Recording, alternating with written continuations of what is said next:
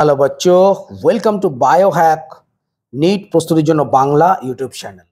তো আরজিকর কাণ্ডে তোমরা হয়তো শুনেছো সন্দীপ ঘোষ এবং তার সাথে আরো কয়েকজনের পলিগ্রাফ টেস্ট হবে।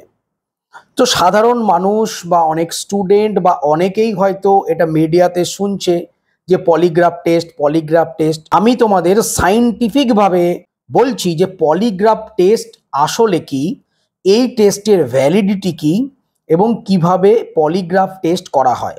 এই টেস্টের দ্বারা কোনো অভিযুক্ত সে সত্যি বলছে না মিথ্যা বলছে তার একটা অনুমান করতে পারবে।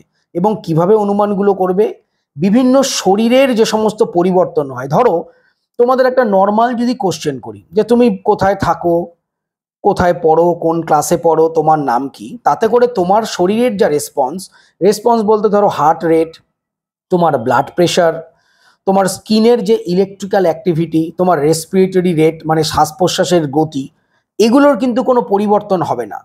কিন্তু তোমাকে যদি এমন কোনো কোশ্চেন করি যার অ্যান্সার তুমি ভুল দিচ্ছ, মিথ্যা দিচ্ছ, তাহলে তোমার ব্রেনে একটা চাপ বাড়বে, তোমার একটা টেনশন বাড়বে এবং তোমার বিভিন্ন শারীরিক যে অ্যাক্টিভিটি, সেই অ্যাক্টিভিটিওগুলো পরিবর্তন হবে।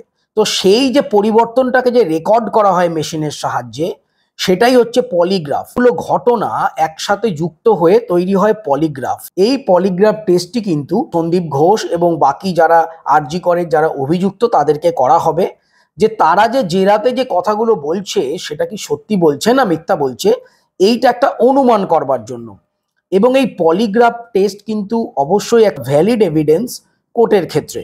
তো চলো পলিগ্রাফ টেস্ট সম্বন্ধে আমরা ডিটেলে আলোচনা করছি, ভিডিওটা সম্পূর্ণভাবে দেখো, তাহলেই তোমরা কিন্তু বুঝতে পারবে। পলিগ্রাফ টেস্ট মেনলি সেটাকে বলে লাই ডিটেকশন টেকনিক, মানে কোনো অভিযুক্ত সত্যি বলছে না মিথ্যা বলছে মোটামুটি একটা ধারণা পাওয়া যায়। পলিগ্রাফ টেস্ট সর্বপ্রথম ইনভেনশন করেছিল লম্বসো বলে একজন বিজ্ঞানী।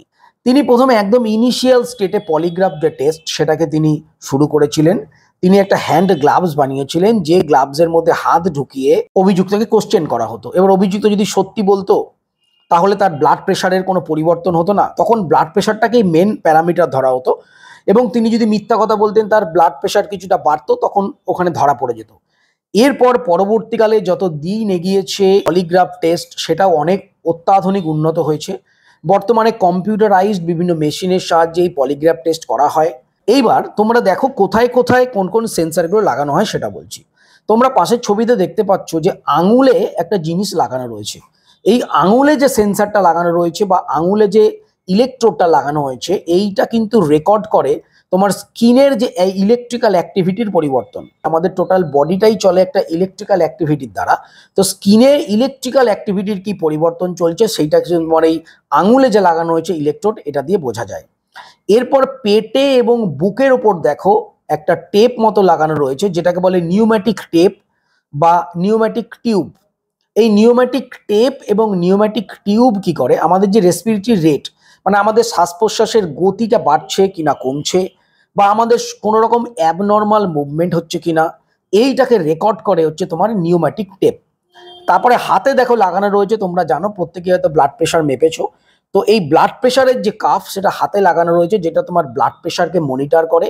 আর যে চেয়ারের মধ্যে সাসপেক্টকে বসানো হয় অথবা অনেক সময় শুয়েও করা হয়, তো সেই চেয়ারটা বা সেই বেডটা থাকে একটা স্পেসিফিক বেড, যেখানে তোমার বডির যদি কোনো অ্যাবনর্মাল ছোটোখাটো মুভমেন্টও হয় সেক্ষেত্রে কিন্তু ধরা পড়ে যাবে। এবং এই সমস্ত যে সিগন্যালগুলো এগুলো কম্পিউটারের মাধ্যমে প্রসেসিং হয়ে একটা ফাইনাল রিপোর্ট আসে যে সাসপেক্ট সে ঠিক বলছে না ভুল বলছে।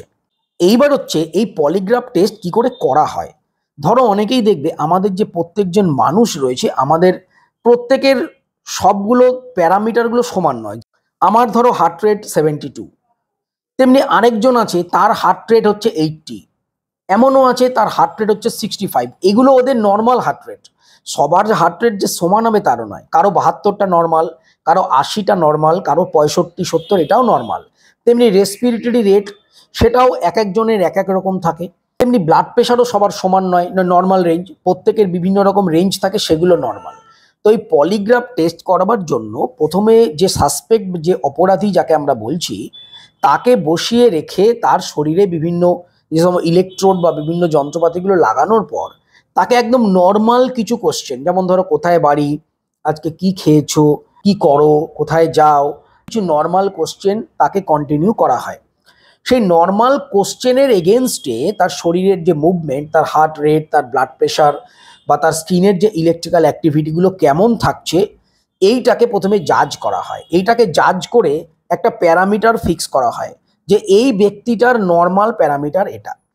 এরপর এই নর্মাল কোশ্চেনের মাঝে মাঝে অপরাধমূলক যে কোশ্চেন বা যে কোশ্চেনের অ্যান্সারগুলো আমরা জানতে চাইছি সেগুলোকে একটা দুটো করে জিজ্ঞেস করা হয়। যখনই একটা নর্মাল কোশ্চেনের মাঝে তোমরা একটা যেটা জানতে চাইছো কোনো অপরাধমূলক কোশ্চেন করে দেবে, তখনই কিন্তু ওই যে ব্যক্তির তার এই সমস্তগুলো চেঞ্জ, সে টেনশনে পড়ে যাবে, সে মিথ্যা বলার যখনই চেষ্টা করবে তখনই তার এই যে চেঞ্জগুলো, যেমন হার্ট রেট, রেসপিরেটরি রেট বা শরীরে ঘাম হবে, টেনশন হবে, একটা আনচান আনচান ভাব হবে, এগুলো প্রকাশ পাবে। এগুলো যেই প্রকাশ পাবে তো অমনি কিন্তু মেশিনে ওগুলো কিন্তু রেকর্ড হয়ে যাবে। তখনই কিন্তু যে সেন্ট্রাল প্রসেস করে যে কম্পিউটার, সে কিন্তু বলে দেবে যে এটা ঠিক বলছে না। এটা হচ্ছে পলিগ্রাফ টেস্ট।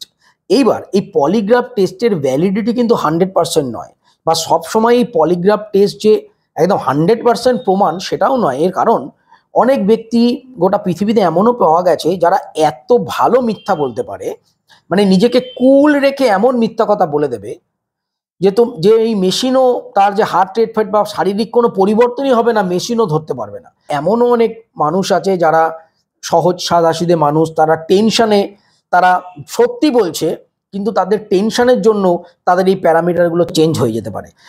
আর এই পলিগ্রাফ করতে গেলে অবশ্যই কোর্টের নির্দেশ লাগে, সেটা হাইকোর্ট বা সুপ্রিম কোর্ট। কোর্ট নির্দেশ দিলে তবেই তার পলিগ্রাফ টেস্ট করা যায়, এবং যার উপরে পলিগ্রাফ টেস্ট হবে সেই ব্যক্তিরও অনুমতির প্রয়োজন, তবেই পলিগ্রাফ টেস্ট হয়। না হলে যাকে তাকে ধরেই পলিগ্রাফ টেস্ট কিন্তু করা যায় না। কিন্তু এক্ষেত্রে পলিগ্রাফ টেস্ট করা হচ্ছে, তোমরা জানো সুপ্রিম কোর্টও নির্দেশ দিয়েছে। তো পলিগ্রাফ টেস্ট হবে, এবার দেখা যাক পলিগ্রাফ টেস্টে কি রিপোর্ট আসে। তো তোমাদের ভিডিওটা কেমন লাগলো অবশ্যই কমেন্ট করে তোমরা জানিও। যদি পলিগ্রাফ টেস্ট সম্বন্ধে কিছু জানতে চাও সেটাও কমেন্টে লিখতে পারো। ভিডিওটা লাইক এবং শেয়ার করো যেন অনেক মানুষ ভিডিওটা দেখতে পারে, তারাও যেন পলিগ্রাফ টেস্ট সম্বন্ধে জানতে পারে। তো আজ পর্যন্ত সবাইকে ভালো থেকো, টাটা।